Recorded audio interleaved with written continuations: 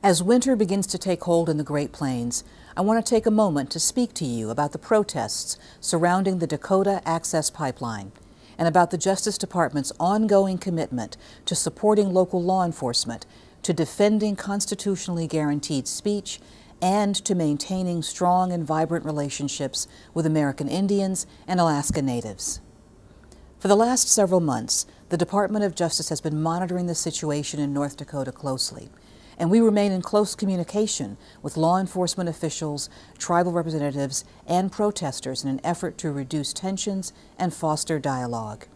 We continue to support the protesters' constitutional right to free speech, and we expect everyone involved to exercise restraint, to refrain from violence, and to express their views peacefully.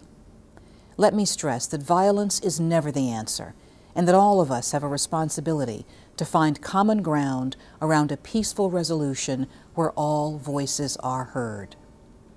Our first concern is the safety of everyone in the area, law enforcement officers, residents, and protesters alike. To that end, the Department of Justice has offered community policing resources to local law enforcement in North Dakota, and we've made strenuous efforts to open lines of communication and dialogue between law enforcement, tribal leaders, and protesters. This includes the active engagement of the Office of Community-Oriented Policing Services, or COPS office, and the deployment of conciliators from the Community Relations Service to North Dakota. Those efforts will continue in the days ahead.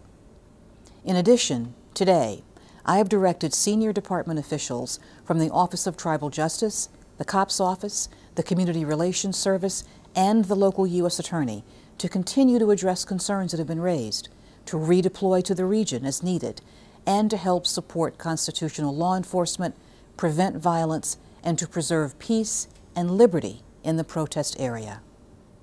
We recognize the strong feelings that exist about the Dakota Access Pipeline, feelings that in many instances arise from the complicated and painful history between the federal government and American Indians.